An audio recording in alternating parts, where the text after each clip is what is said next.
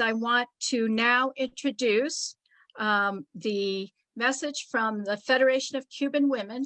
And as you know, because of the blockade, the representative from the Federation of Cuban Women could not join us on this Zoom link, on this Zoom webinar because of the blockade.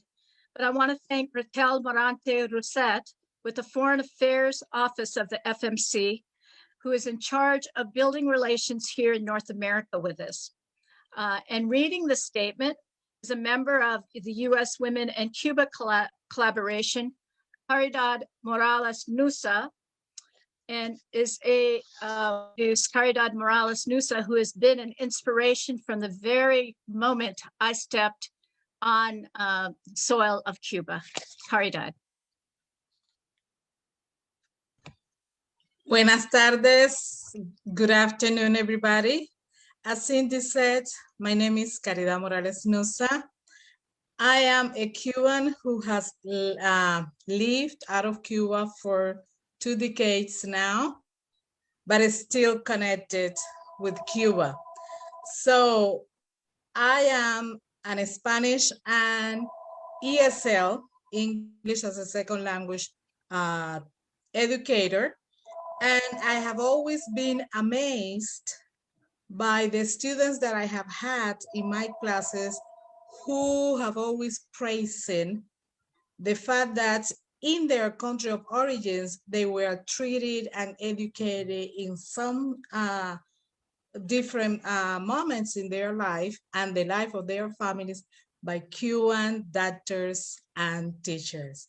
That is something that I have as part of my memories here in the United States.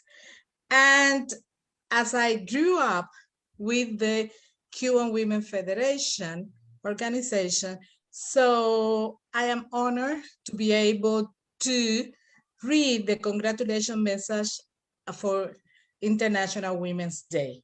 So the celebration of this March 8th has a special meaning for all those who fight for a world of peace, equality, and social justice.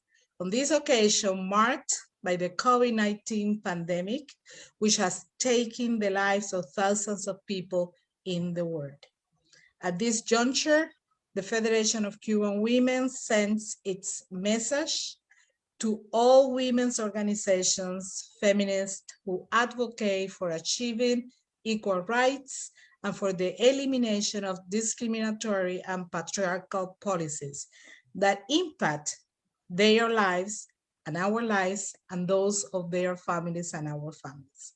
Likewise, you convey your congratulations and gratitude to those who multiply and raise their voices in solidarity with Cuba, endorsing the struggle of Cubans in defense of their sovereignty and independence. Also, it transmits the most sincere congratulations and the deserved recognition to all the Cuban women who in Cuba and different parts of the world contribute their intelligence, effort, and daily dedication as a contribution to the work of the revolution.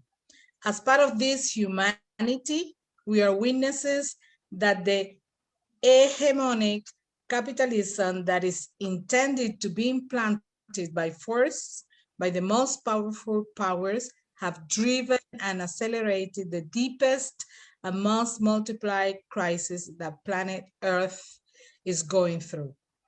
Cuba, not except from this crisis, also faces the genocidal policy of blockade imposed by the United States government that prevents the continuous and accelerated process of empowerment of Cuban women and qualifies as the greatest form of violence exercised against them.